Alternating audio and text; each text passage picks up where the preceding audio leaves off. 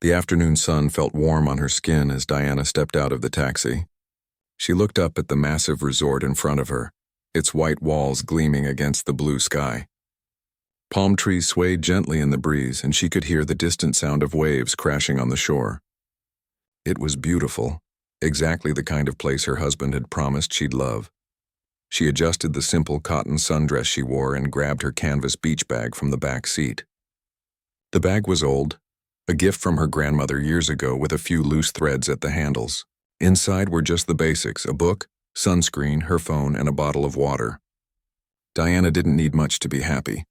A quiet spot by the ocean and a good book were all she wanted for the afternoon.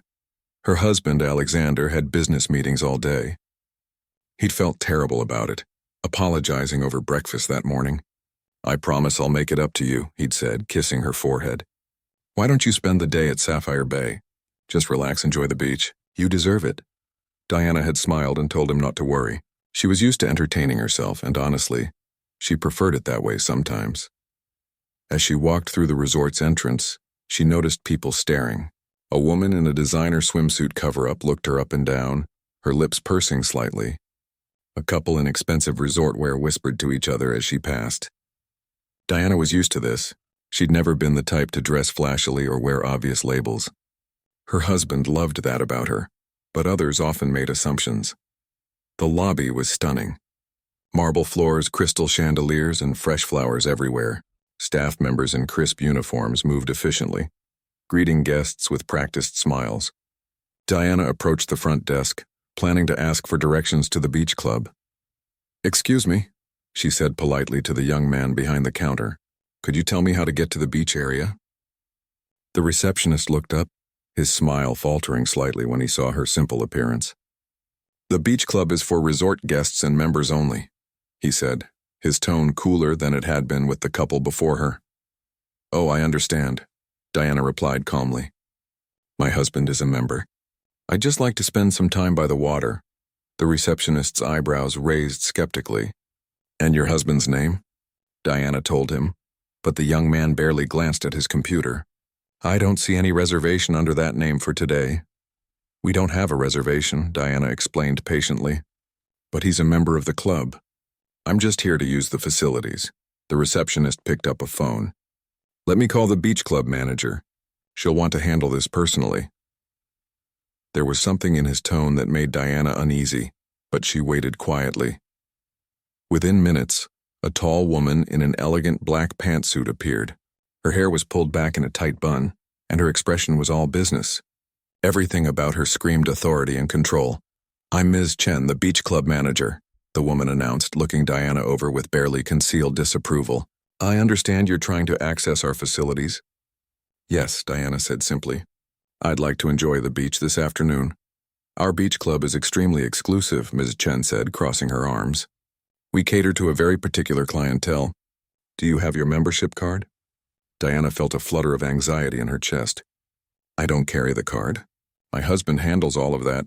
"I see." Ms. Chen's lips pressed into a thin line. "And you can't call him to verify?"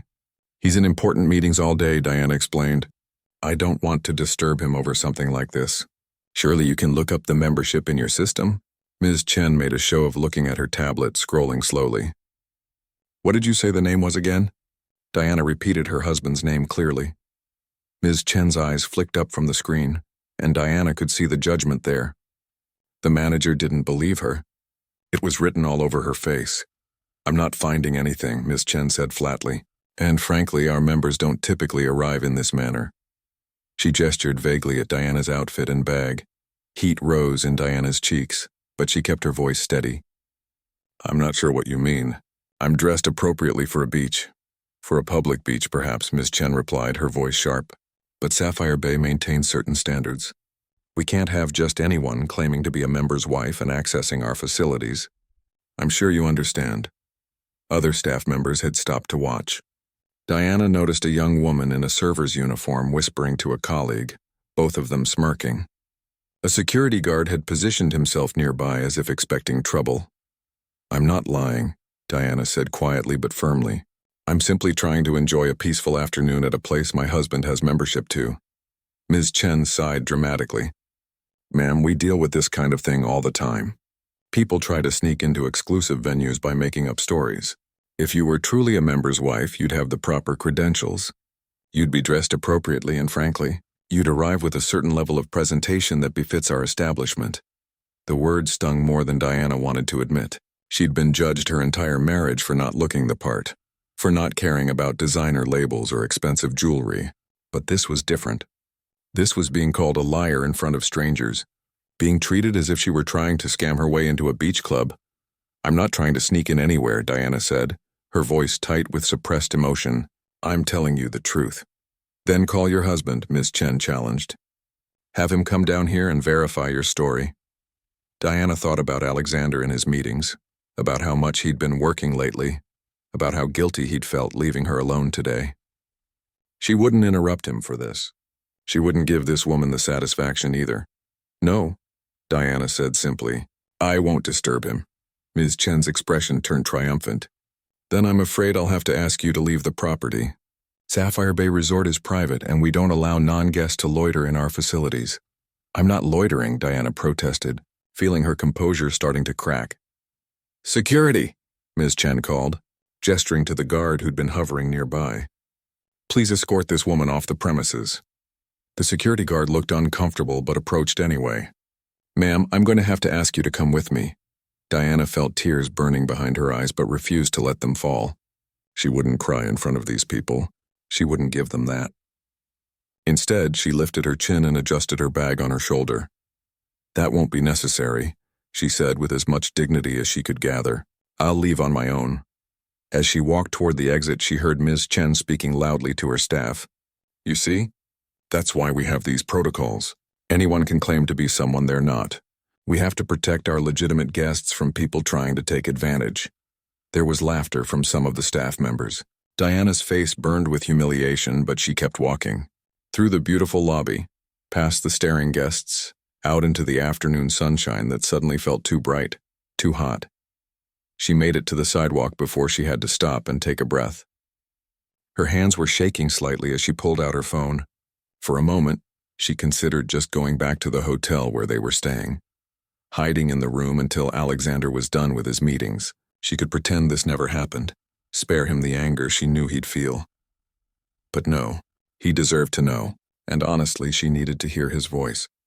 To be reminded that she wasn't crazy, that she hadn't done anything wrong. She dialed his number and waited, hoping she wasn't interrupting something crucial. "Diana?" His voice was warm with surprise and pleasure. "Is everything okay? Are you enjoying the beach?" Diana swallowed hard, trying to keep her voice steady. "Actually, I didn't make it to the beach. They wouldn't let me in." There was a pause, then his voice changed, becoming sharp and focused. "What do you mean they wouldn't let you in? What happened?" As Diana recounted the story, keeping her voice low and calm, she could hear her husband's breathing change. She knew that tone, that dangerous quiet. Alexander was furious, but he was controlling it for her sake. "Where are you now?" he asked when she finished. "Just outside the resort," Diana said. "I'm fine, really. I just wanted you to know." "Stay there," Alexander said, his voice firm but gentle. "Don't go anywhere. I'm finishing up here now and I'm coming to you. Just wait for me, okay?" "You don't have to leave your meetings," Diana protested weakly. "Yes, I do," Alexander replied, and she could hear him already moving, gathering his things. "I'll be there in 2 hours. I promise. Just find somewhere comfortable to wait and I'll come to you."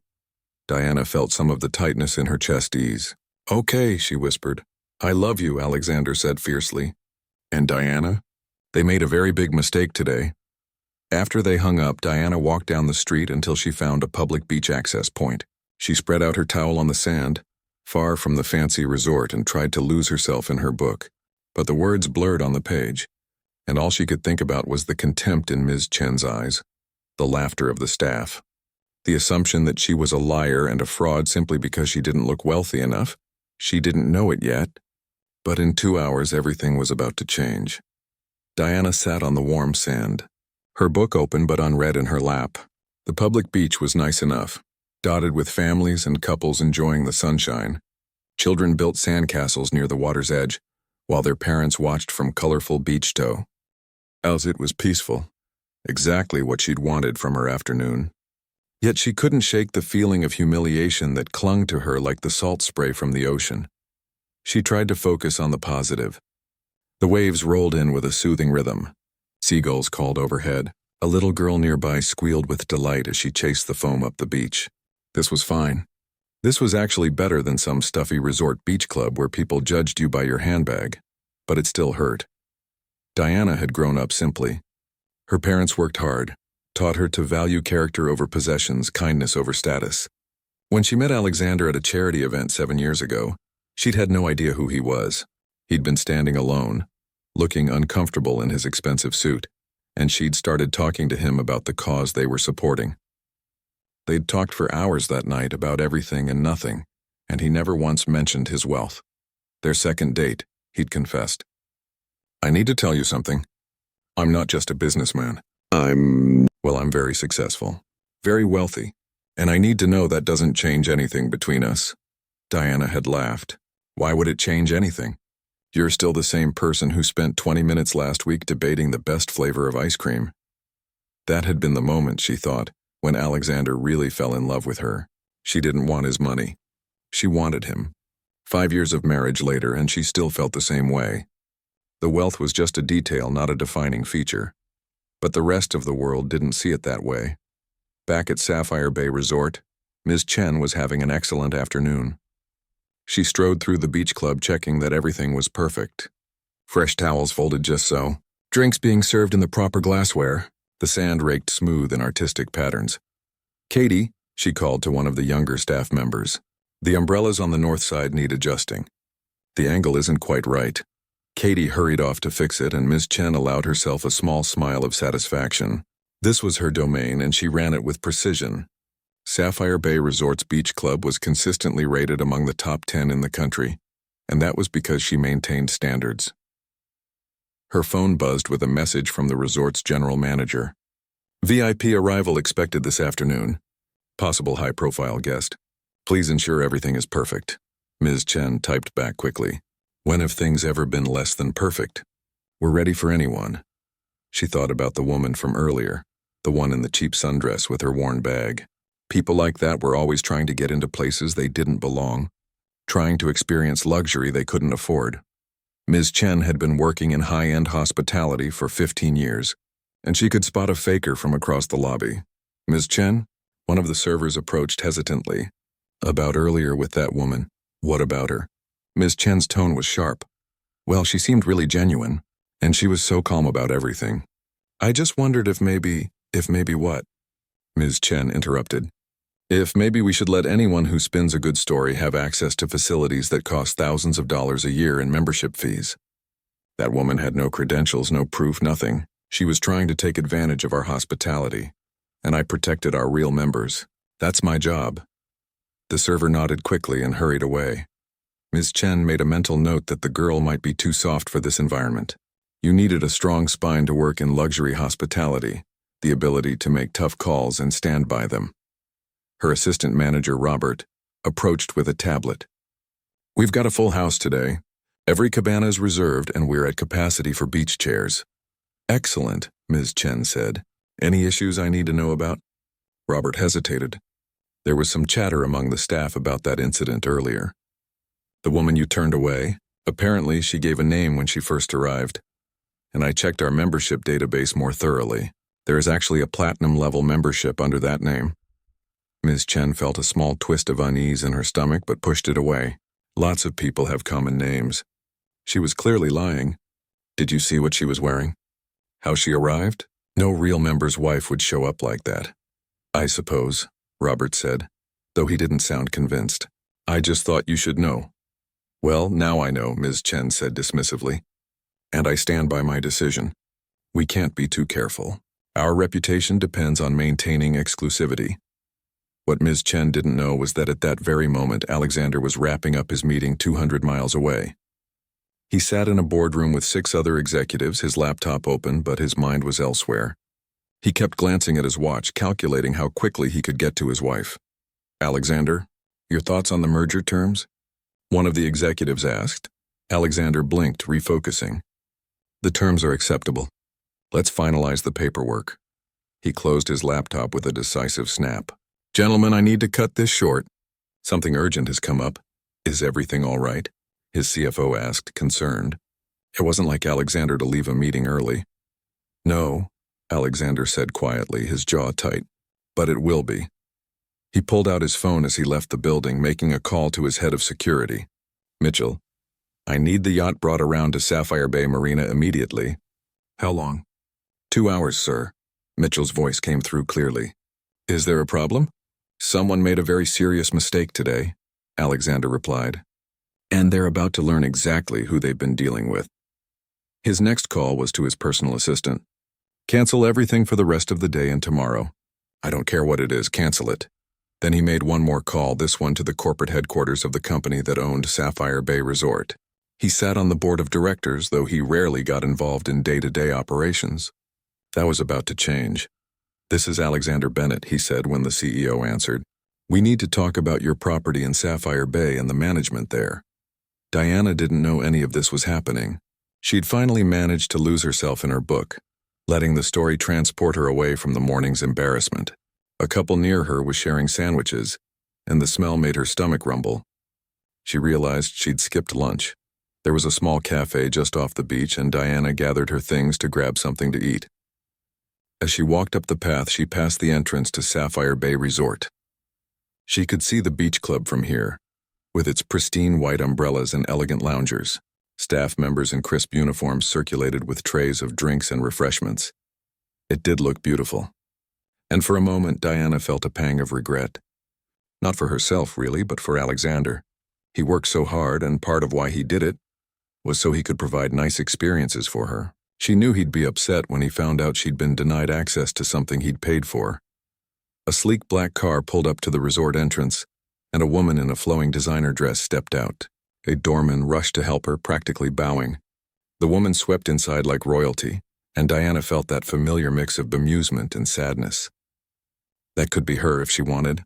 Alexander would buy her any dress, any car, anything she asked for. But it all felt so performative, so exhausting. She preferred her simple sundress and her grandmother's old bag. They were real, comfortable hers. At the cafe, Diana ordered a sandwich and iced tea, then sat at a small table in the shade.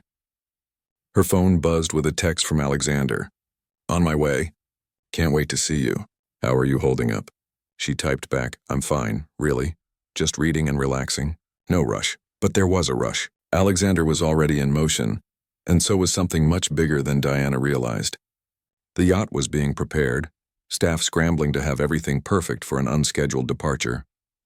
Mitchell, the head of security, had alerted the crew that this wasn't a pleasure cruise. This was business. Back at Sapphire Bay, Ms. Chen stood at the entrance to the beach club surveying her kingdom. A group of guests had just arrived, clearly wealthy from their designer beachwear and expensive jewelry. She greeted them personally, her smile wide and welcoming. Welcome to Sapphire Bay Beach Club. Your cabana is ready, and we have champagne chilling for you. The guests looked pleased, thanking her as staff members led them to their spot. This was how it should be, Ms. Chen thought. People who belonged, who looked the part, who understood the level of luxury they were experiencing. Her phone rang. It was the resort's general manager, Richard Torres. Ms. Chen, I need you to come to my office immediately. His voice was strained. I'm overseeing the beach club right now, Ms. Chen replied. We have a full house. Can it wait? No, Richard said firmly. It cannot wait. Get someone to cover for you and come now. Ms. Chen felt a flicker of anxiety. Richard never sounded like that. She signaled to Robert to take over and headed toward the main building, her heels clicking sharply on the stone pathway. In Richard's office, the general manager sat behind his desk, his face pale. His computer screen showed an email chain that he'd been reading and rereading. Sit down, Richard said when Ms. Chen entered. What's this about? Ms. Chen asked, taking a seat but keeping her posture confident. Tell me about the woman you removed from the property earlier today, Richard said quietly. Ms. Chen waved a hand dismissively. Just someone trying to access our facilities without proper credentials. I handled it appropriately. Did you get her name? Richard asked. She gave a name, but I didn't believe her, Ms. Chen said. Anyone can claim to be... What was the name? Richard interrupted. Ms. Chen paused, trying to remember. Bennett, I think. She said her husband was Alexander Bennett. Obviously a lie. There are probably thousands of... Richard's face went even paler. He turned his computer screen toward her. On it was a photo of one of the world's most successful businessmen, a man whose face appeared regularly in financial magazines and news articles. Alexander Bennett, net worth in the billions, owner of companies across multiple industries, and according to the file Richard had pulled up, a platinum-level lifetime member of Sapphire Bay Resort who also sat on the board of directors for their parent corporation. That Alexander Bennett? Richard's voice was barely above a whisper. Ms. Chen felt her stomach drop. But she didn't look like... she was wearing... I just received a call from corporate, Richard said, his voice shaking slightly. Alexander Bennett himself contacted them. He's on his way here now. And Victoria, he's not happy. Ms. Chen's mouth went dry. I was protecting our standards. I was doing my job. You turned away his wife, Richard said, standing up.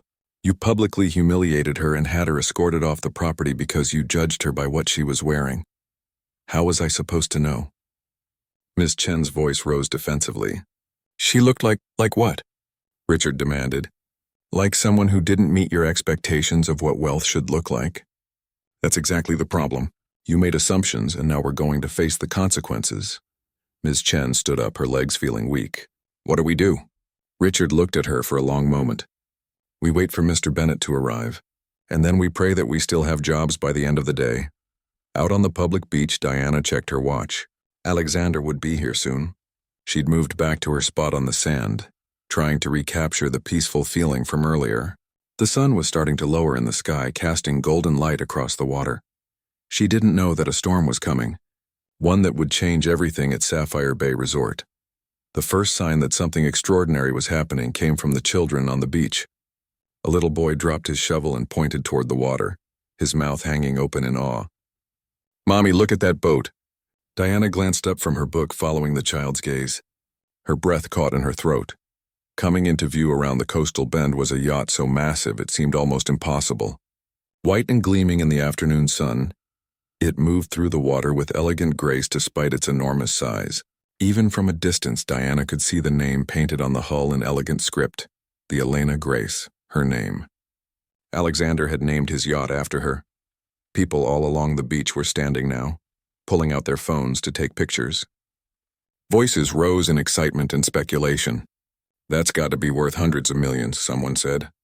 I wonder who owns it, another voice added. Diana sat very still, watching as the yacht glided toward the marina adjacent to Sapphire Bay Resort. At the resort, chaos was breaking out. Guests flooded toward the marina, phones held high. Staff members rushed around, trying to maintain order while also craning their necks to see. Even the most jaded, wealthy guests looked impressed. This wasn't just any yacht. This was one of the most famous private vessels in the world, featured in magazines and documentaries about extreme luxury. Ms. Chen stood frozen at the entrance to the beach club, her face pale. Robert, her assistant manager, stood beside her. Is that... he whispered. Yes, Ms. Chen said faintly. That's the Elena Grace, Alexander Bennett's yacht. Named after his wife, Robert said quietly. And Ms. Chen felt those words like a punch to the stomach. Richard Torres, the general manager, appeared beside them, his expression grim. He's here. The yacht secured at the marina and a gangway extended. Security personnel in black suits appeared first, creating a clear path. Then Alexander Bennett himself stepped onto the dock. He was tall, perhaps in his early 50s, with silver threading through his dark hair. His suit was impeccably tailored, his bearing confident and powerful, but it was his expression that made people step back. His face was calm, controlled, but his eyes held something cold and dangerous. Mr. Bennett. Richard hurried forward, hand extended. Welcome to Sapphire Bay. If we'd known you were coming, we would have prepared. Where is she? Alexander's voice cut through the general manager's greeting like a knife. Your wife? We've been looking for her, sir. We had no idea. I know exactly where she is, Alexander said coldly. She's on the public beach down the road because your staff refused to let her onto this property. A crowd had gathered, guests and staff alike, all close enough to hear. Phones were out, recording everything. This was going to be all over social media within minutes, and everyone knew it. Alexander pulled out his phone and dialed. Diana answered on the first ring. Hey, are you close? Look toward the marina, sweetheart, Alexander said, his voice softening considerably. Diana stood up, brushing sand from her dress, and looked toward the resort. Even from a distance, she could see him standing on the dock, phone to his ear. Her heart swelled with a mix of emotions, love, relief, and a touch of apprehension about what was about to happen. I see you, she said quietly. Walk to me, Alexander said gently. It's time to go home. Diana gathered her things and started up the beach path. As she got closer to the resort, she could see the crowd gathered at the marina. All those people, all those cameras. This was exactly what she'd hoped to avoid by not calling Alexander during his meeting. But there was no avoiding it now. When she reached the marina, the crowd parted for her. She could feel their eyes, hear their whispers. That's her? She's so normal looking. I can't believe it. That's the woman they kicked out? Alexander met her halfway, pulling her into a tight embrace. For a moment, the crowd, the resort, everything else faded away. I'm so sorry, he murmured against her hair. It's not your fault, Diana replied. It shouldn't have happened. Alexander pulled back, taking her hand. His thumb traced gentle circles on her palm, a gesture that calmed her even as she felt the tension in his body. He turned to face the crowd, his expression hardening again. Who's responsible for the beach club? His voice carried clearly across the marina. Ms. Chen stepped forward, her legs shaking slightly. That would be me, sir. I'm Victoria Chen, the beach club manager. Alexander studied her for a long moment. Tell me exactly what happened this afternoon when my wife arrived. Ms. Chen's mouth was dry. She was acutely aware of all the phones recording, all the people watching. Sir, there was a misunderstanding. Your wife arrived without proper credentials and our policy. Did she give you her name? Alexander interrupted. Yes, but did she tell you she was a member's wife? Yes, but I had no way to verify. Did you check your membership database thoroughly? Ms. Chen hesitated. I looked, but did you look thoroughly? Alexander's voice was sharp now. Or did you make a judgment based on how my wife was dressed? The silence that followed was damning. Ms. Chen's face flushed red. Mr. Bennett, in my 15 years in luxury hospitality, I've developed an instinct for what? Alexander cut her off. For judging people by their appearance? For deciding who deserves respect based on whether they're wearing designer labels? I was protecting the integrity of our establishment, Ms. Chen said, her voice rising defensively. We have standards. Standards, Alexander repeated, his voice dangerously quiet. Let me tell you about standards. My wife has a doctorate in education. She spent 5 years teaching in underprivileged communities before we met. She runs a foundation that has built 12 schools in developing countries. She speaks 4 languages. She's kind to everyone she meets, from CEOs to janitors. Those are standards. Those are the things that matter. He gestured to Diana, who stood quietly beside him, her cheeks pink with embarrassment at being the center of attention. The fact that she prefers a simple sundress to designer fashion, that she carries her grandmother's old bag instead of buying new ones, that she doesn't feel the need to announce her status to everyone she meets, those aren't flaws. Those are the reasons I love her. The crowd was completely silent. Several people had tears in their eyes. A young woman near the front was nodding emphatically. Alexander turned back to Ms. Chen. You didn't just make a professional error today. You revealed a fundamental flaw in how this establishment operates. You judged someone entirely on superficial qualities and found her wanting. You humiliated her publicly. You had security escort her off the property like she was a criminal. And you did all of this because she didn't meet your arbitrary standards of what wealth should look like. Mr. Bennett, I sincerely apologize, Ms. Chen said, her voice breaking. If you had known I was rich? Alexander's eyebrows rose. That's the problem right there. It shouldn't matter who I am. Every person who comes through those gates deserves basic respect and dignity. My wife tried to explain her situation calmly and rationally. She didn't make a scene. She didn't demand to speak to a manager or threaten lawsuits. She simply left with grace when you refused to believe her. But that doesn't make what you did acceptable. Richard Torres stepped forward nervously. Mr. Bennett, I assure you this doesn't represent the values of Sapphire Bay Resort. We will be conducting a full investigation. I'm aware of what values this resort claims to uphold, Alexander said, his attention shifting to the general manager. I sit on the board of your parent corporation, after all. But there's clearly a gap between policy and practice, between what you say your values are and how your staff actually treats people. Richard's face went even paler. Sir, we will take immediate corrective action. Alexander pulled out his phone, making a call on speaker. Hello, this is Alexander Bennett. I need to speak with the Board of Coastal Luxury Resorts about my investment in your company. A woman's voice came through, professional, but clearly concerned.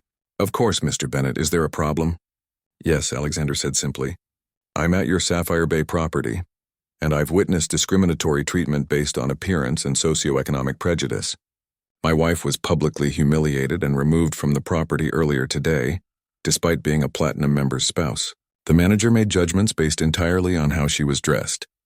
There was a pause on the other end. Mr. Bennett, I'm horrified to hear this. Can you tell me who was involved? Alexander looked at Ms. Chen, whose face had gone from red to white. Victoria Chen, the beach club manager. But this isn't just about one person. This represents a systemic issue with how your staff is trained and what behaviors are acceptable. We will address this immediately, the voice on the phone said. Please know that this is not the standard we hold ourselves to.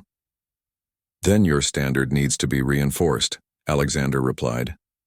Because from what I've seen today, there's a culture here that values appearance over character, wealth over humanity. That's not a place I want to be associated with. He ended the call and turned to Diana. Ready to go? Diana nodded, though she glanced at Ms. Chen. The woman looked devastated, tears streaming down her face. Diana felt a twinge of sympathy despite everything. She knew what it was like to make mistakes, to wish you could take something back. Alexander, Diana said quietly, tugging his hand. Can we just go, please? He looked down at her, his expression softening. Of course. He started to lead her toward the yacht, then paused and turned back to the crowd. I want everyone here to understand something. This isn't about revenge or making someone suffer. It's about accountability. It's about recognizing that every person deserves respect, regardless of how they look or what they wear or whether they meet your expectations. A young man in the crowd called out, Mr. Bennett, what message do you think this sends? Alexander considered the question. I think it sends the message that character matters more than appearance. That kindness costs nothing. That assumptions can be dangerous and hurtful. And that true luxury isn't about expensive things, it's about how we treat each other. He squeezed Diana's hand, and together they walked toward the yacht. The crowd parted for them, many people offering apologies to Diana as she passed. She smiled at them, accepting their kindness with the same grace she'd shown all afternoon. As they boarded the yacht, Diana could hear the buzz of conversation behind them. Staff members arguing, guests discussing what they'd witnessed, phones uploading videos and photos to social media. By tomorrow, this would be national news. The story of a woman kicked out of a resort for not looking rich enough, only to have her billionaire husband arrive on one of the world's most expensive yachts to address the injustice. On the deck of the Elena Grace, Alexander pulled Diana close. Are you okay? Diana rested her head against his chest. I am now. I meant what I said back there, Alexander murmured. Everything I love about you, all the reasons I married you, they're the exact things that woman judged you for. Your simplicity, your lack of pretension, your genuine nature. I know, Diana said softly, and I love you for defending me. But Alexander, yes? Can we just leave now? I've had enough excitement for one day. Alexander laughed, kissing the top of her head. Already giving the order to depart. We'll have dinner on the water, just the two of us. No crowds, no cameras, no resort managers. As the yacht began to pull away from the marina, Diana looked back at Sapphire Bay Resort. She could see Ms. Chen standing alone now, watching them leave. Other staff members had distanced themselves from her. Richard Torres was on his phone, probably already dealing with the fallout. Diana didn't feel satisfaction at seeing the woman's distress. She just felt tired and sad that any of this had happened at all. But as the resort grew smaller in the distance and the open ocean stretched before them, she felt the tension finally leaving her shoulders. Tomorrow would bring consequences for Sapphire Bay. Tonight, though, was just for her and Alexander. The next morning, Diana woke to sunlight streaming through the yacht's bedroom windows and the gentle rocking of waves. For a moment, she forgot about the previous day's events. Then she reached for her phone and saw 17 missed calls and 43 text messages. "Oh no," she murmured. Alexander stirred beside her, immediately alert. "What's wrong?" Diana showed him her phone. It started. They'd known this would happen. In the age of social media, nothing stayed private, especially not a confrontation involving a billionaire and a luxury resort. But seeing the reality was different from anticipating it. Alexander pulled up the news on his tablet. The story was everywhere. Billionaire defends wife after resort kicks. Her out for not looking rich enough. Woman humiliated at luxury. Resort gets ultimate revenge. Viral. Video shows Tycoon calling out resort's discriminatory treatment. The videos had millions of views. There were multiple angles filmed by different guests, all showing the same scene. Alexander's calm but cutting confrontation with Ms. Chen, his powerful words about character versus appearance, and Diana standing quietly beside him in her simple sundress. "How do you feel about this?" Alexander asked, studying her face. Diana scrolled through some of the comments. Most were supportive. She handled it with such grace. This is what real class looks like. We need more people like her in the world. But there were also invasive questions. Speculation about their marriage and people trying to dig into her past.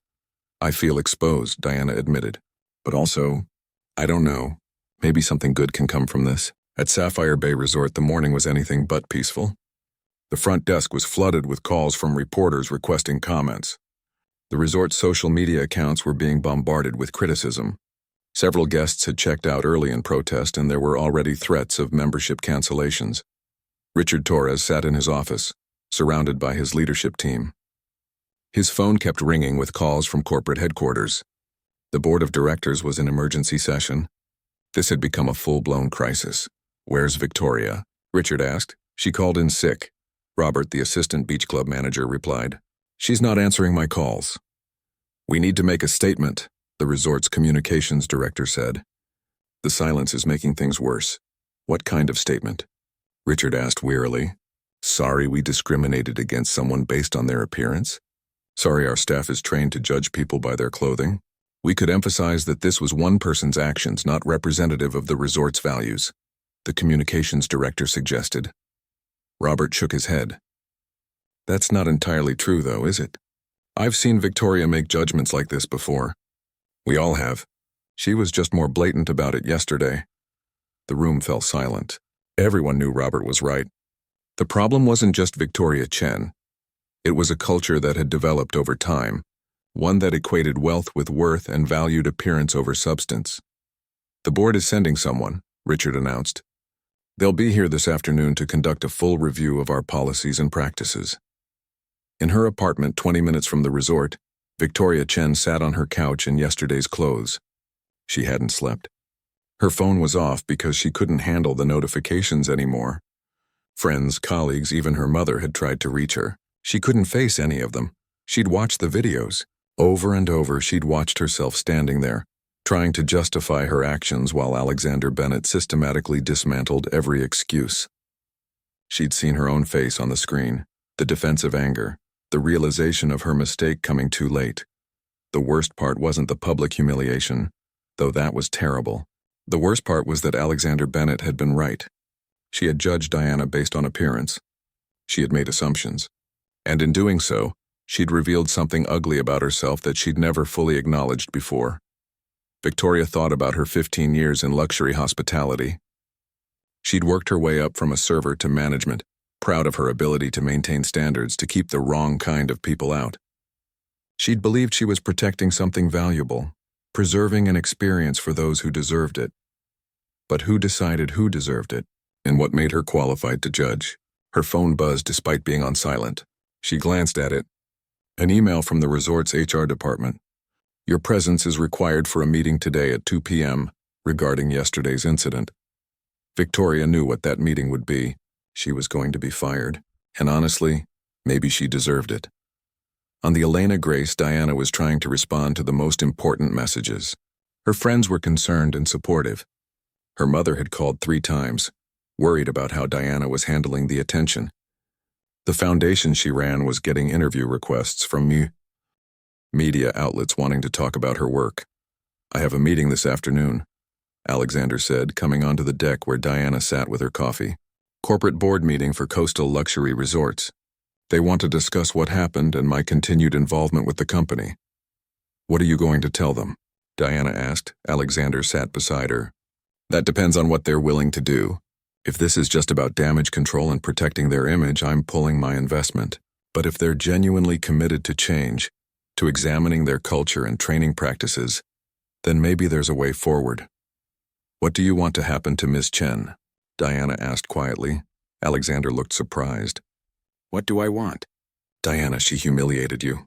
I know, Diana said, and what she did was wrong. But I've been thinking about it all morning. She's not evil. She bought into a system that values the wrong things. Firing her might make everyone feel better. But does it actually fix anything? You're too kind, Alexander said, shaking his head. I'm practical, Diana corrected. If they fire her and move on, the same culture remains. Other staff members saw how she treated people and said nothing. They laughed along. The system encouraged her behavior, rewarded it even. She was good at her job by their standards. Alexander was quiet for a moment. What would you suggest? I don't know, Diana admitted. Real accountability, not just scapegoating. Training that actually means something. Maybe having her be part of the solution instead of just the problem. You're remarkable, Alexander said softly. Most people in your position would want revenge. Revenge doesn't teach anyone anything, Diana replied. And I keep thinking about how I felt yesterday, being judged and found wanting based on superficial things. I don't want her to just lose her job and learn nothing. I want her to understand why what she did was wrong. At 2 o'clock, Victoria Chen walked into the resort's conference room. Richard Torres sat at the head of the table, flanked by 2 people she didn't recognize. Corporate representatives, she assumed. Robert was there too, looking uncomfortable. Ms. Chen, thank you for coming, Richard said formally. This is Patricia Moore and David Lee from Corporate HR and Operations. Victoria sat down, her hands folded in her lap. I understand why I'm here, do you? Patricia asked, her tone neutral but firm. Because we need to be very clear about the severity of what occurred yesterday. I made a mistake, Victoria said quietly.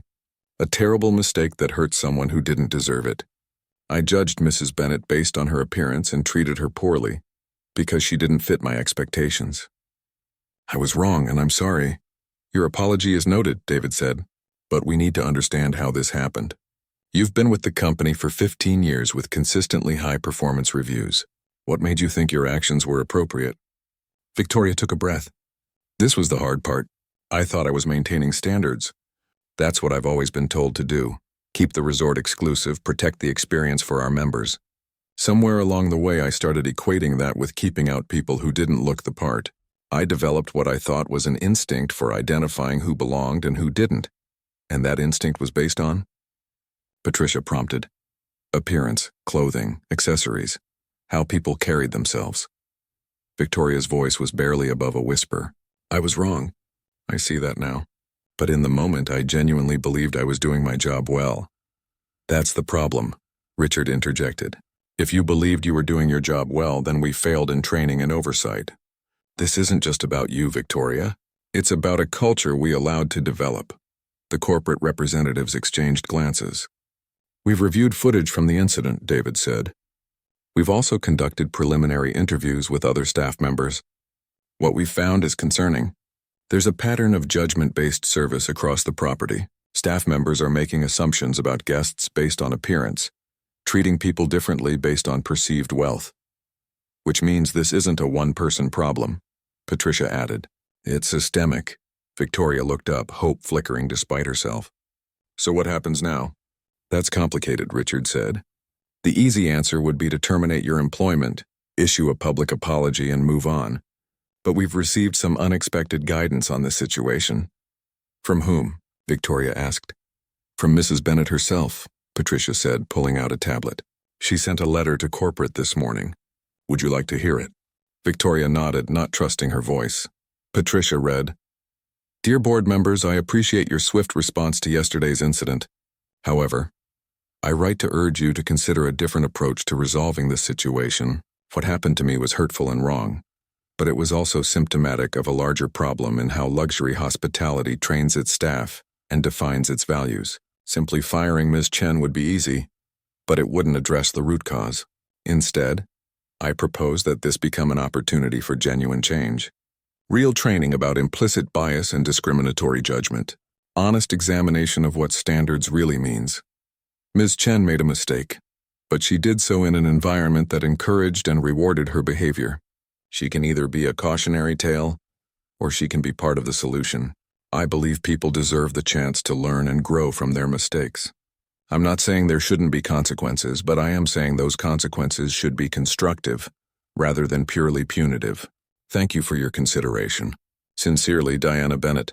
The room was silent when Patricia finished reading. Victoria had tears streaming down her face. You should know, David added, that Mr. Bennett's position is less forgiving. He's prepared to pull his investment and resign from the board unless we demonstrate real commitment to change. But his wife has given us a roadmap for what that change might look like. Richard leaned forward. Victoria, here's what we're proposing. You'll be suspended without pay for 30 days. During that time, you'll undergo extensive training on bias, discrimination, and inclusive hospitality. You'll work with a consultant who specializes in helping organizations change their culture. And if you return, it will be in a different capacity. Not as beach club manager, but as part of a team developing new training protocols for all staff across all our properties. You're not firing me? Victoria asked in disbelief. We're giving you a choice, Patricia said. You can accept these terms, do the work, and help us become better. Or you can resign. But if you stay, you need to understand that you're not just fixing your own mistakes. You're helping to fix a broken system. Victoria wiped her eyes. I'll stay. I'll do whatever it takes. I want to make this right. It won't be easy, David warned. You're going to have to face some uncomfortable truths about yourself and about the industry. And you'll have to do it knowing that many people think you should just be fired. I know, Victoria said. But Mrs. Bennett is giving me a chance I don't deserve. I'm not going to waste it. That evening, Diana and Alexander sat on the yacht's deck watching the sunset. The resort was visible in the distance, its lights beginning to twinkle as dusk fell. They agreed to your proposal, Alexander said. Victoria Chen will undergo training and help develop new protocols. How do you feel about that? Diana asked. Honestly, part of me still thinks she should just be fired. Alexander admitted. What she did to you, I know, Diana said, taking his hand. But maybe this way, something good comes from something bad. Maybe other people learn. Maybe the next person who doesn't fit someone's expectations of what wealth looks like gets treated better. You're too forgiving, Alexander said, but he was smiling. I'm hopeful, Diana corrected. There's a difference. They sat in comfortable silence watching as the sun dipped below the horizon. Tomorrow would bring more media attention, more questions, more complications. But tonight they had peace. And Diana had the satisfaction of knowing that while she couldn't control how people judged her, she could control how she responded. And she chose grace, hope, and the belief that people could change.